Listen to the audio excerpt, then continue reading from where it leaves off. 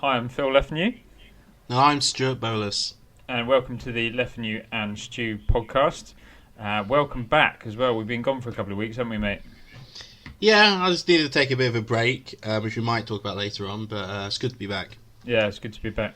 A plug for our poetry blog, which is lefenuandstewpoetry.wordpress.com.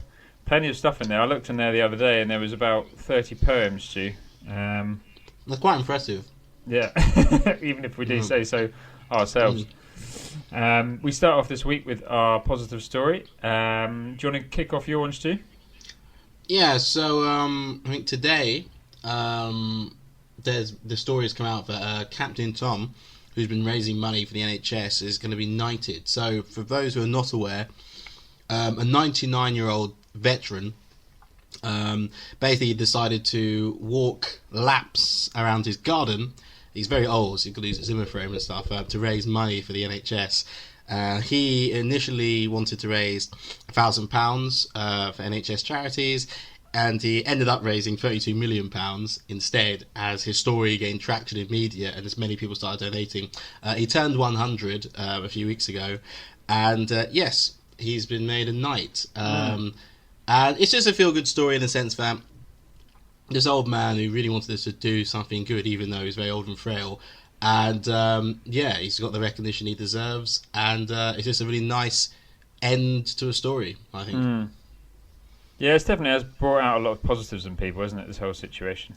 My positive story is that with all this time and energy to explore, I've explored a new area of Bristol, which is a few miles east of where I am, but it turns out that there's this absolutely lovely river valley that's kind of forested, and you can swim in it, you can canoe down it. It's not that, 3 miles east of me, and I ran there last weekend, and you wouldn't guess you were in a city. It's just absolutely gorgeous. It's sort of towards Keynsham, if people know Bristol. It's one side of it is Brislington, one side of it's Hanham, and it's just absolutely lovely. There's a park there called, let me get this right, Conham Woods Park, I think, but it's really, and it's like natural woodland. It's not like one of these. It's not like a artificial park or where everything's been planted, but it feels like you're completely out of the city, and it's been really nice on the weekends being able to go there. I don't know about you, mate, but I think true nature is really important for like headspace and stuff. I felt so much better afterwards. I would agree. Yeah, it really is. I mean, it's nice to get away from civilization a little bit and just to lose yourself in nature, for sure. Yeah. Like where I live, it's just grey. Everything's just grey. Anyway, we move on to the first topic of discussion.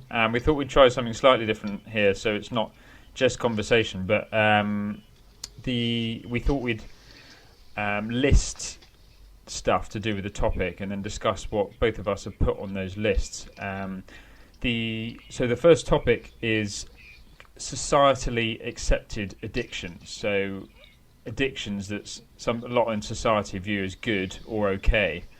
However, the definition of addiction, a lot of definitions of addiction, is that it brings negative consequences, and that's a whole thing we can talk about with that. The definition of addiction itself can be quite problematic. But we both have made a list of a few things, 5 each. I believe that's how many have you got, isn't it, Stu? Yeah, I've got 5. Yeah, and we thought we'd compare notes. So addictions that are seen as acceptable by a lot of society. Do you want to... So you didn't rank them, did you, Stu? But you said you put them in some order of seriousness. Yeah, well, yes. I mean, they're not exactly ranked, but obviously the ones I wrote first are the ones which came to mind first. Yeah.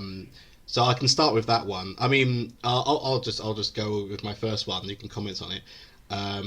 So my first one I put down was sugar. Sugar. Yeah, because I even think I have a sugar addiction, to be honest.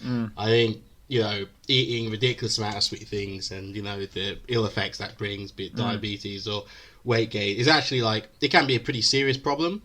But it's just seen as just having a sweet tooth and stuff like that. But it's all no, you're addicted to this stuff. You're eating this stuff all the time. that is not healthy. Yeah, apparently, I've read, I've heard that some scientists say that if refined sugar was discovered as a substance today, it would be banned because of the addictive properties it has on the brain, or the effect it has on the brain. Apparently, I think they've done experiments with rats, and I think they were feeding the rats separately, and they found that the rats were more addicted to kind of sugar water than they were to cocaine water. I can totally believe that, sadly. Yeah. I mean, it is really like, people don't have sugar, they get irritable and stuff like that. I think it's quite bad. Anyway, that's mine. So, Sharsi, what did you put down? So I got sugar as one of mine as well. Oh, excellent. Yeah, and the other one I put down was work. Okay, go ahead. So that's workaholism. And I was thinking about that one because, to be a hard worker is seen by society as a very good thing. I mean, depends, I guess, what society you're in. But, I mean, particularly in America springs to mind, kind of the American dream, you work hard. And I just kind of wonder what effect this has on people's health if they're working for 12 hours a day. And, I just think that, if you look at a lot of animals, and think about how humans would have been a few thousand years ago, and let's not forget there's not much evolution that can happen in our brains in a few thousand years. Our brains are still adapted to the old environments, and we'd probably spend some time hunting and a bit gathering food. We spend a lot of time just lounging around and relaxing and socializing and stuff. And I mean, workaholism is is an established addiction. It's in the medical dictionary. It has really adverse effects on your family and friends because you're always at work. Yeah. What else have you got on yours, Stu? So I didn't have workaholism, so I'm glad you put that down. I had for my next one, and this is like controversial, I put alcohol, and I'll explain why. Even though people may say, alcoholism, that's not seen as a good thing. Yeah, but a lot of people seem to get away with it. If someone's alcoholic, there's still a bit of an attitude of just, he just has an extra pint or two, it's all right. You know what I mean? It's not when it's like really, really bad is it taken seriously. I mean, when you've got... I remember when I worked in the pub, and there was literally this guy who would come in at 5 p.m. and wouldn't leave until 11 p.m. pretty much every day. And even when last orders had been called out, I still had to serve him. They said, you just give him a pint and he'll sit in the dark room and drink it by himself. And I was like, shouldn't we just be sending him home? Like, what on earth are we doing? You wouldn't have another situation where it's like, basically a drug dealer's selling crack. And he's like, I've got this one guy, I always sell to him at 11 p.m. It's just weird. And I think that because alcohol is so embedded in our culture, for people who can't handle it, I don't think they get the same sort of treatment as if it was another drug. And it's probably a lot more widespread than drug addiction, isn't it? I mean, I've known alcoholics. I can't say I've known anyone who was addicted to drugs. I guess it's the sort of crowd I was in. But have I known alcoholics? Yeah, especially at university, where you're sort of encouraged to be like that. Yeah. I do think it's quite serious because a lot of people, they do that. They become alcoholics at uni and then they stop. But some people, it never ends, and they're always like that for years. So that's what I feel. Yeah, well, according to AA, actually, Alcoholics Anonymous, if you are an alcoholic, and there's a slight distinction between a heavy drinker and an alcoholic, apparently, according to them. Apparently, a heavy drinker is someone that drinks a huge amount, and maybe not very healthily, but they can stop if some catastrophe was to happen, or they had a good enough reason. Whereas And an alcoholic is someone who physically cannot stop drinking once they start drinking. And according to AA, that if you're of that type, you're an alcoholic for life. Basically, you can never go from being an alcoholic to someone who drinks like moderately. That's what they say about that. Anyway, that's why some people have to be teetotal. Yeah, which the President Trump is, amazingly, because his brother died of alcoholism. So he said, he hasn't touched a drop since. Yeah. Anyway. Remarkable, so that's me. How about admirable man? We could probably, to be fair, we could probably take each of these addictions and maybe do a whole thing on it on some of the on future podcasts. But, I imagine so. Yeah, I've got on there exercise. Okay, go ahead. I think exercise, generates a lot of hormones in the brain, and a hormone hit can become addictive. Anything that provides that kind of like adrenaline, endorphins, and stuff like that. Dopamine is one. I'm not an expert on. I know the different hormones come at different levels and different times, but I think like exercise. I mean, you hear about gym junkies all the time, don't you? People who Hear about them. I mean, we all know someone on Facebook who posts a little too many photos of their bods in poses, right? And I think that's probably the more advertised form of exercise addiction, when you get people. There's something called bigorexia, apparently, which is when you look in the mirror and you always think you're small, even though you might be huge.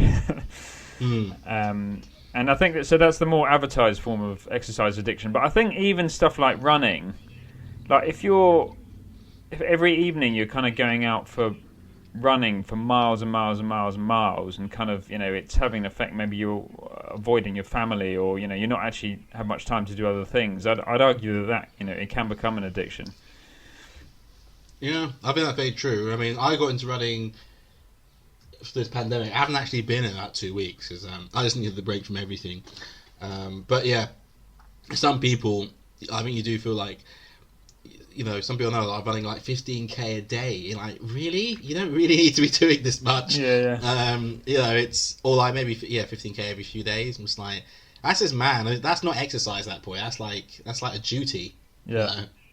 Everyone should exercise, of course, but moderately, right? I've injured myself in the past because it's sort of, I think I was sort of low on energy at the time, and sort of once I started running or whatever exercise I was doing, I get this kind of adrenaline hit, and then I sort of want to keep going and going. And I used to do this sometimes when I was, working out, as you'd guessed by my colossal size. But okay. I know that sometimes when I got that like adrenaline hit, I'd keep going, and I've injured myself, pulled muscles and stuff like that doing that kind of thing. Okay. What else have you got on there, Stu? So, I guess this sort of links, and I think I'll mention two because they basically one morphs into the other. So, phone/social media, which essentially, I mean, your phone is your passport to social media, right? These days, because not how many people are using Facebook on their computers these days? Not actually that many, I think, compared to just using it on your phone. I think it's a serious problem. I think, especially when I was at uni, I used to be totally addicted to it. Especially when I was unemployed. I was addicted to Facebook. I'll put my hand up. A few years ago, yeah. You just used to be on it all the time, and you're posting stuff, and you're having arguments with people, and like, especially pictures and stuff like that. Although a lot of that has moved over to Instagram, I think, but still, like constantly comparing and trying to live your best life better than everyone else. I think it's a really unhealthy habit, and it's very hard to stop because, there's not a point when someone just goes, okay, you completed Facebook, congratulations. You've outdone everyone else, no, and, I've been on the side where, you're on a date and the other person kind of cannot finish a simple conversation without having to check their phone halfway through. Yeah. Or like, hang on, someone's messaged me, I've got to message them back. It's like, can you not just tell them when you're on a date that you'll message them back in an hour or something? I just find that quite sad, that some people, their addiction to, just being connected to being connected, maybe you could just say, you take away their phone, they kind of feel physically kind of lost. They don't know what to do. I find that quite sad. Yeah, and it's not always to sort of mindless stuff either. Like, I only really use my phone for, utility, checking emails and texts, but I can still spend a huge amount of time on it, going through emails. And one thing I do that I'm not very proud of is, often if I've sent a message to someone that I'm particularly proud of or something, I'll like reread the message to myself. I've done stuff like that. I don't know I can't explain why I do, but Yeah, like who is this literary genius that's written this? Oh yeah, it's Or me. Yeah. if I send an audio clip and I really like it, I'll just play it back. Just listen to what I've said. I'm like, yeah, what a good point. What a good point. Yeah. God, these are Lefney and Stu podcasts is on point. My word, this guy.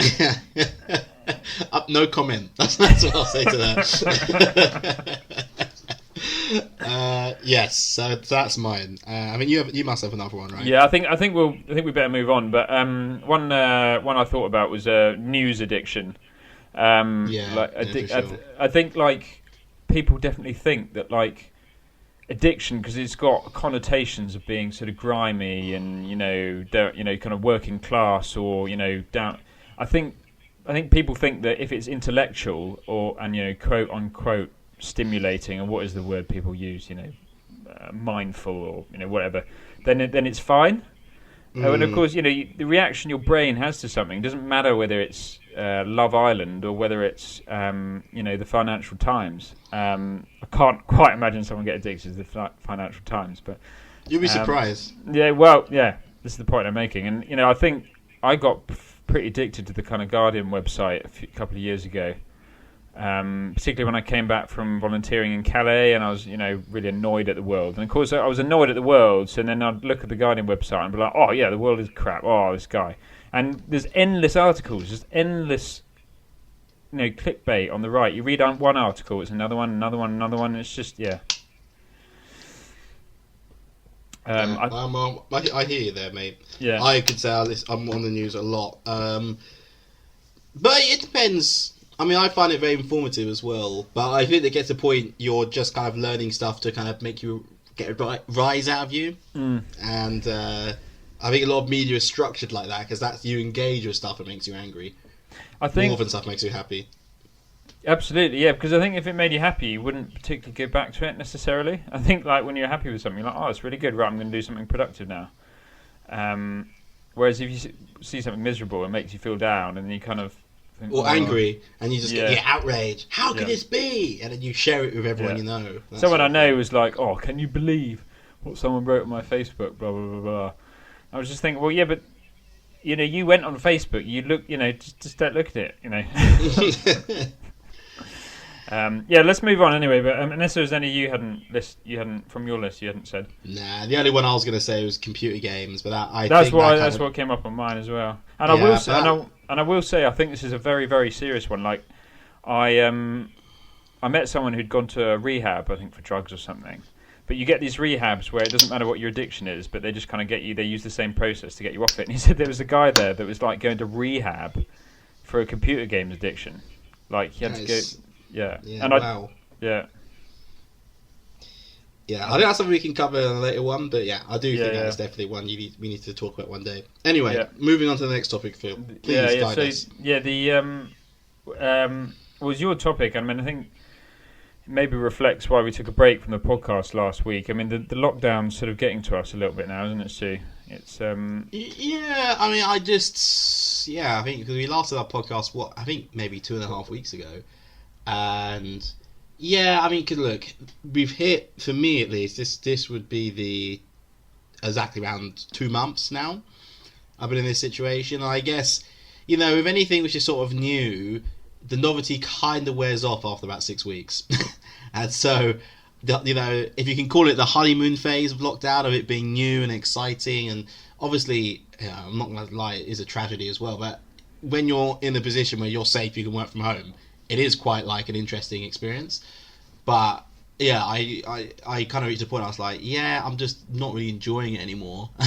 And despite all the nature's around, and you can, you're so much calling people, it's like, look, I'm not really talking to new people anymore. I don't do so many quizzes. I'm just kind of frustrated that I can't eat out, that I can't, I live in London, but I can't see any of the freaking sights because, well, everything's closed anyway. And I don't want to take public transport anywhere. So that kind of really limits where I can go. And I was just getting to a point, I was just like, when the idea to do the podcast came up, I was like, I'm just really not in the mood to kind of focus on these things. I need to focus a bit on myself to kind of understand why I feel so down. Yeah. And that's kind of where I was. Yeah, last week I was feeling pretty depressed. I mean, I suffer from depression anyway, but it was really. I think there's definitely some hormone kind of hit that you get from spending time physically with other people that you don't get otherwise. And I've Yeah. noticed, like, I in the evenings I have, my head just starts to throb a little bit. That it never happened before lockdown, and I think it's sort of this sort of cagey notion, like you're just like, I'm just in the flat again. And Yeah, I feel that. I agree with you what you said about the sort of, I don't know, there's the sort of feeling you get by just meeting people, which a Zoom call out here just doesn't replicate it. And even though the weather's been really nice, which has helped, and I can go out, it's like I can go out, but I can't meet people when I go out, really. And yeah, I haven't seen my family in about 2.5 months, and yeah, I miss my parents, and but it's also yeah. like I want to go see them, but like I had suspect symptoms, a couple of months ago. Do I want to? They're in their late 60s now. Well, I'm thinking of seeing my mum because I'm like, I don't have symptoms. If I had it, I'd sort of know by this point. I don't. So I think but she's going to come pick me up because I was like, I can't risk taking public transport down there. This is another noise. I can't take a train. Even though it is going to be pretty empty, I'm just like, still, perhaps I just go, and that's the one day lots of people try and use it. Then I'm a bit screwed. So, yeah, I think both of us have just reached like peak quarantine of just okay. I'm just tired of it now, and I understand why everything's in place, but my heart is just a bit deflated at the I know moment. If that that for can me, explain because it. I'm not. My thoughts aren't the most healthy at the best of times. They're quite depressed.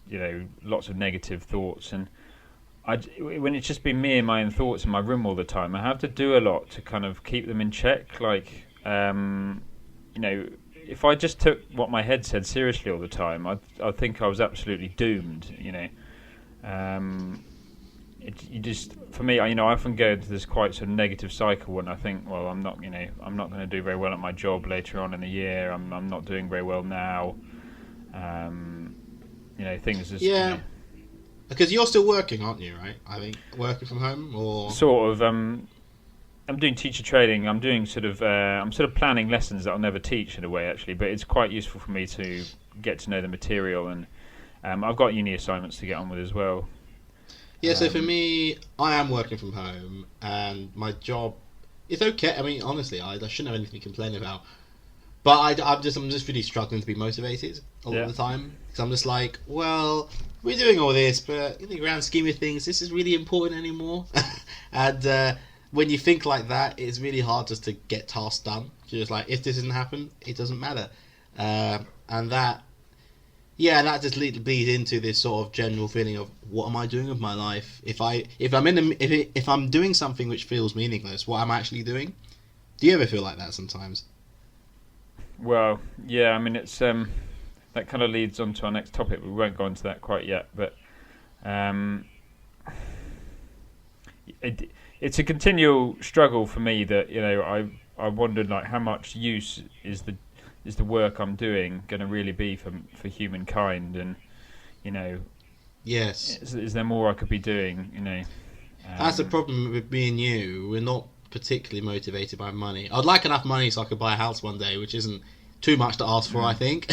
But I don't see myself making billions and saying, yeah, that's my achievement in life, because I personally don't believe in billionaires in the sense that I think once you reach £999 million, you should get a certificate just saying congratulations, you beat capitalism, and you don't make any more money after that. But that aside, we want our lives and the work which makes up a large part of our lives to mean something. Yeah. And when you feel that isn't there, you rapidly kind of become a bit listless, of saying, well, I want to find meaning and it's not in this, but what can I do which brings meaning? If I could ask you a question, Phil, when do you feel, I mean, maybe it's a bit contentious question, but of your life up to now, at what point do you feel that you felt like it had the most meaning to you? Um, that's a expansive question. I mean, when I was in Calais helping the refugees, Yeah, I'd say that. I mean, I was very much part of a volunteer community, and you were helping people directly every day.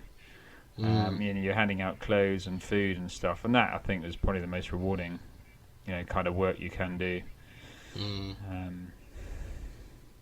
That's really good. That's a good answer. Yeah, I mean, it's a funny one really, because there's a lot. Society puts a lot of emphasis on that. If you're clever and able, you should be doing something that requires that intelligence. Yeah, but the thing is, there's not enough jobs for those people. That's the truth of it. I mean, for me, I think my period would be, I guess, when I was doing my master's degree, because I did in African studies, and I was doing a course that I truly picked because it was something I really wanted to do. And I was at a really good university, and then while I was doing it, I just felt like this is exactly where I want to be right now. I'm learning things I really wanted to learn. I'm learning more about myself with my African heritage, and I was just enjoying it. And maybe the time I was in Ghana as well, when I was working there, even though I was making not very good money, abysmal money, I should say, but I was just surrounded by people a bit like myself, and it was just such a learning experience. And because before then, because I've been unemployed for a while and I've worked some crappy jobs beforehand, I wasn't really feeling particularly motivated or very impressed with myself. And when I was there, I kind of realised I was perhaps judging myself too harshly, and that there was like a good 6 months I could just kind of take out and just, I don't know, heal myself. And I think that was a wonderful time. Yeah, man. Yeah. We're at 27 minutes now, so we better move on to the next topic. Yeah, it's a bit. I feel a bit guilty for it because it's quite a somber topic. But I do feel like it's the elephant in the room, and that is the kind of the fate of the world as a result of climate change. And from a mental health perspective, also, what's the effect of this fear about climate change on everyone? I thought, I've had a lot of time to think about this in the lockdown period, and I've been thinking and ruminating, and I was just thinking the other day, and I was just thinking, like, running scenarios through my head, and just thinking, like, actually this world could be a very, very different place in a few decades time. And I think I was starting to wonder really kind of what the point in any of the work we're doing is now at all, and what's going to happen. The work I do is slightly linked towards climate change, in the sense that I work on trying to get businesses to adapt to greener technologies to use. They emit less carbon, which is a good thing, but it's, how should I put it? It needs to be at a much, much grander scale than it is right now for it to really be making a difference. Yeah. I mean, that's the problem. Like, all the measures to fight climate change are in place, but none of them have enough money. Yeah, because it's not profitable at the moment. It's like, yes, you can invest in this, but it'll be just cheaper for you to kind of do something else, because it's really hard to convince a business or shareholders who basically just say, at the end of the year, I just want my payment, to say, oh, you should invest in green technology. It's like, yeah, but will I get less money at the end of the financial year? Then I'm not interested. I did find an article which I shared with you, about the top 10 tips to reduce your carbon footprint, because, I mean, let's be honest, especially those of us in the West, we live really carbon intensive lives, which are really unhelpful. Yeah. So if I can just go through the top 10, I'll just go through them really quickly. Renewable based heating for your house. Improved cooking equipment, so you're not using so much gas. Heat pumps is another heating thing, really. A vegan diet, they said as well. Refurbishing or renovating your house to be more, saving like insulation and stuff like that, really. Using public transport. Renewable energy. One less long haul flight per year. So, like, long haul is like usually intercontinental flights. Electric cars. And number one was just not have a car at all. Yeah. To be car free. Interesting, yeah. But these are the things, like, we he cannot. If he continues the way we were before, the world is doomed. Yeah. Because we're just too greedy. And realistically, we need to figure something soon. What were you going to say? I just think, like, people talk a lot about, well, we've got to be positive of the situation, and we've got to think about what we can do, and I think that's great. I think we do. For me, I think we do have to face facts about the scale of change that is required.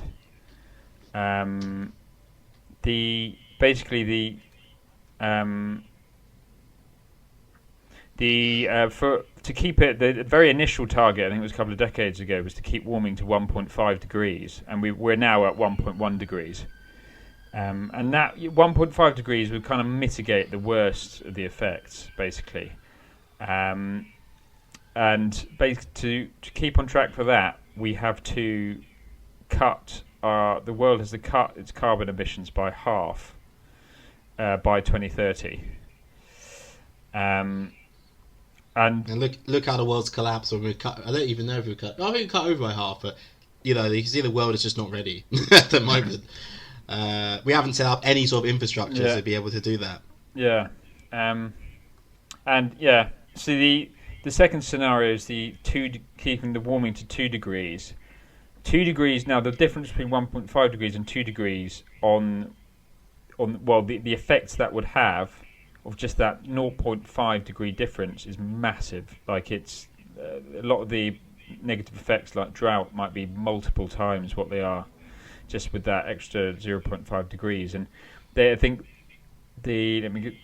it was, we have to cut carbon emissions by a quarter by 2030 to keep on track with that. I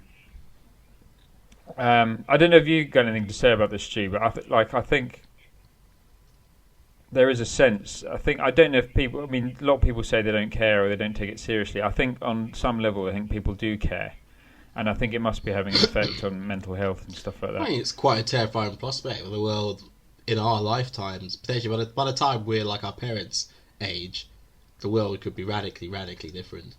And I think, can we beat climate change? Yes. Are governments willing to do it? No. Because I remember talking to my father like a year ago about fighting climate change, and he said, if you wanted to meet all those targets, you could. You just would economically destroy your country in the process. We're kind of seeing it now. If you really wanted the... I don't want to be Mr. Downer, but I think like sort of piddling about, recycling here and there is just it's barking up the wrong tree. Like, I think the idea that we can continue to live our way of life now and, cut carbon emissions by a quarter in the next 10 years and then continue to cut like that, I think is absolute nonsense. Yeah, I mean, the problem is you have people saying they really want to fix climate change, but they see no problem with, like, flying off to Peru in the spring and then flying off to Jamaica in the autumn as their holiday and doing that every year. It's like, okay, but, your behaviour and also the way they don't mind if all their food is flown in from all over the world. They say, okay, that's amazing. It's like, okay, but you see, that's not really sustainable, And also in the West, we live in a system where, we import stuff from Africa and then send it back. Like how a product is moving from various different places in the world before it's actually finished, right? It's like you're taking cocoa in Ghana, for example, you send it to the UK, and then it's manufactured into Cadbury's chocolate bars. Then it's sent back. It's like, why can't you just do that all in one place? There's so many things you need to change, or the fact that the railway system in this country is not built to take more people. I mean, we use cars way too much. Because think about where we're from. Public transport there is a joke. But I think, the argument I'm making is that even if everyone was to use public transport, a lot of public transport still releases carbon emissions. At least it's less, though. This is the thing. Well, yeah, but this is my point. Like, how much less? Like, if we're really serious about this, like, and we are, going to try and keep it to 2 degrees warming. Like, it's the changes we have to make are absolutely vast. Yeah, no, I agree, but it may come to a point if we're seeing mass disasters all the time, people are just going to have to accept that.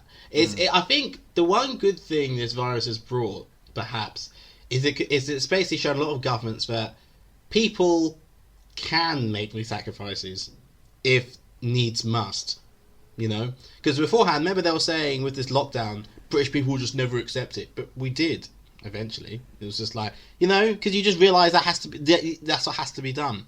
And I imagine with climate change, that's going to happen as well. Unfortunately, I don't want to think of what the situation will have to get to for people to be like that.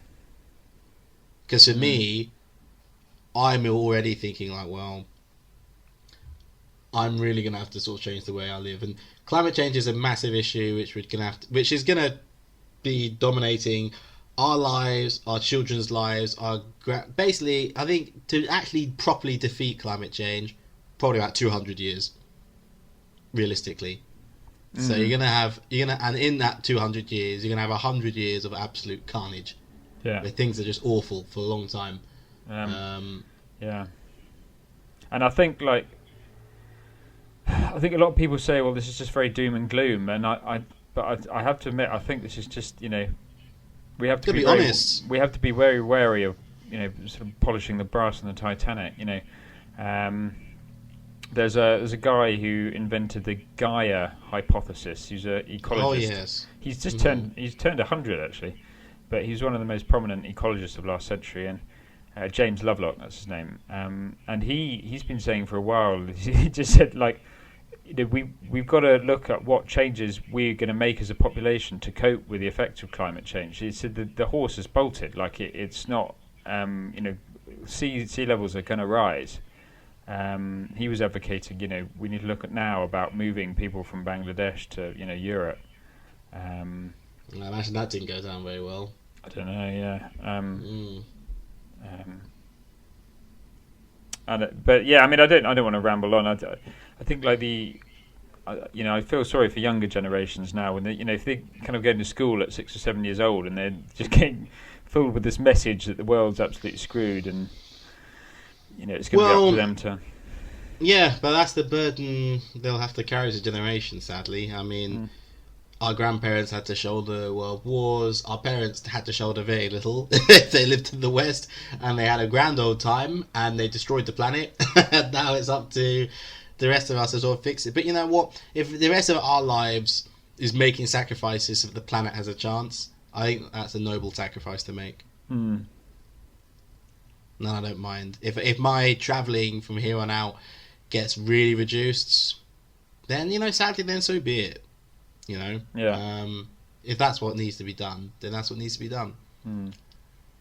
Yeah. Anyway. Yeah. I think it's either an overly debated topic or an under debated topic, and yeah, I find it quite.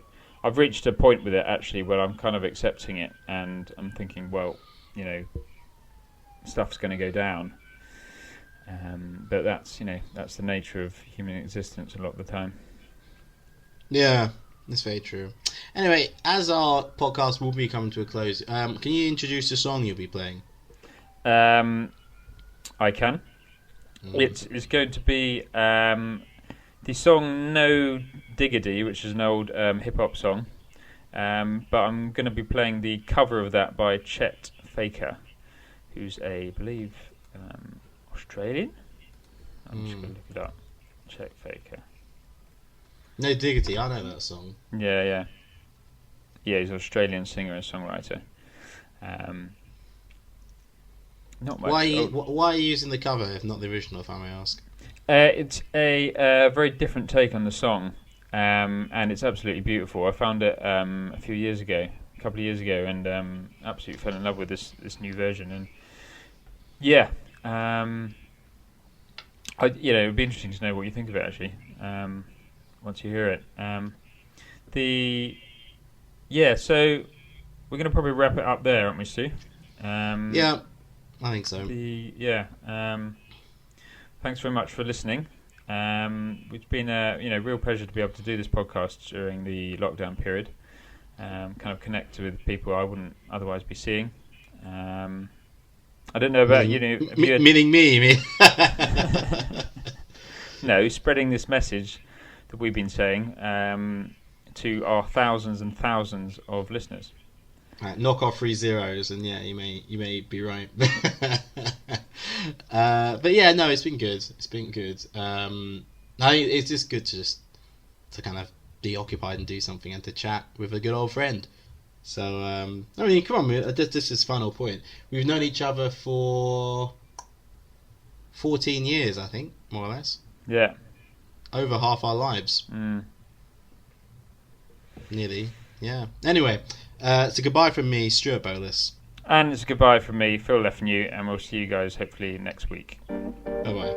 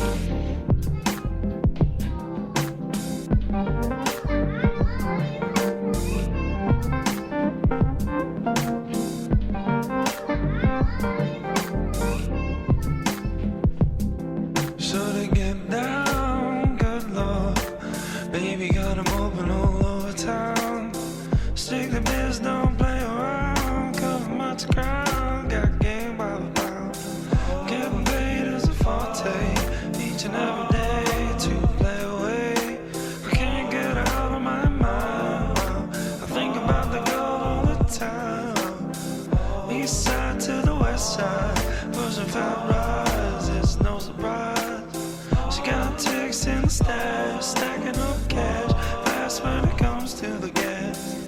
By no means average, as long as she's got to have it. Baby, you're a perfect 10. I like the way you work it, no diggity, I gotta bag it up. I like the way you work it, no diggity, I gotta bag it up. I like the way you work it, no diggity, I gotta bag it up. I like the way you work it, no diggity, I gotta bag it up. She's got class and style, seen knowledge by the mile. Baby, never act wild, very low key on the profile. Getting feelings is unknown, let me tell you how it goes. Curves the word, spins the verb, love is it curves so freak what you heard. Hey yo, hey yo, hey yo, hey yo. Man, that girl look good. Hey yo, hey yo, hey yo, hey yo. Play on, play on. Hey yo, hey yo, hey yo, hey yo. She's got class and style. Hey yo, hey yo, hey yo, hey yo. No diggity, no doubt, y'all.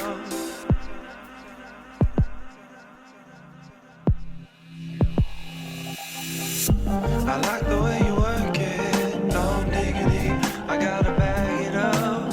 I like the way you work it, no diggity, I gotta bag it up. I like the way you work it, no diggity, I gotta bag it up. I like the way you work it, no diggity, I gotta bag it up. I like the way you work it, no diggity, I gotta bag it up. I like the way you work it, no diggity, I gotta bag it up. I like the way you work it, no diggity, gotta bag it up. I like the way you work it, no diggity, I gotta bag it up.